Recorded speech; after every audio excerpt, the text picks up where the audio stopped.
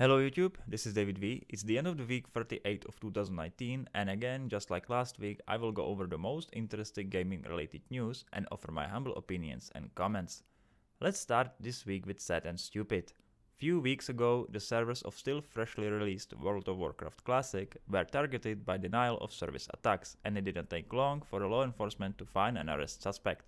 Identity of the suspect wasn't revealed, but it is believed that it is the same person who called himself UK Julas on Twitter and took the credit for the attacks. Well, isn't that an idiotic way how to ruin your life for yourself? Imagine you're sitting in a prison bus going to your new home with your new colleagues and everybody's sharing what they did and how they got caught. One guy says, I robbed the gas station and they recognized me on the camera. The other says, I was an accountant and I was stealing some money for my employer and they find out about it. And then there is your turn and you are like, I DDoSed the World of Warcraft server and I was flexing about it on Twitter. Yes, well, I can say only one thing.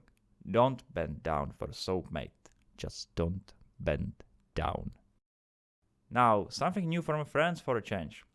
I never heard about it, but apparently Valve was sued in 2015 by a French consumer organization called UFC Quechoisir. Excuse my butchery.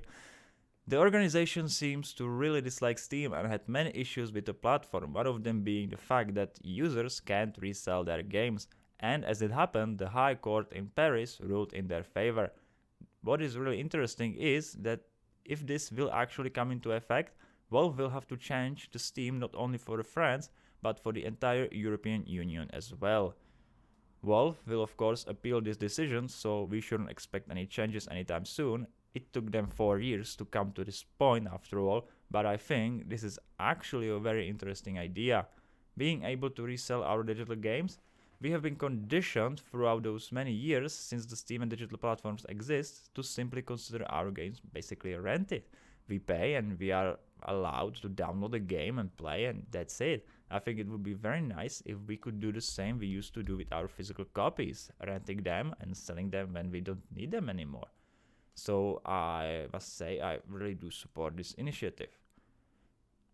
And since we are talking digital distribution, let's talk Epic. If you have been lately playing Remedy's new game called Controll, which is very good if I may add, you are surely aware that it is an Epic Store exclusive. Throughout the current year, Epic has been getting one exclusivity deal after another, and that naturally caused a lot of controversies. And many people have been worried if this is the future of the PC gaming, where every publisher has its own store and they are all fighting with each other via exclusivity deals. Well, if you've been wondering how much it actually costs to buy an exclusive deal, you don't have to wonder anymore because it was revealed Epic paid 9.5 million euros, which is roughly $10.5 million for the Remedy's Control. To me, this is surprisingly not so much. If you do the simple math, considering one copy sells for $60, it equals to 175,000 sales. This is of course very simplified and doesn't take lots of things into consideration, but still it isn't that much.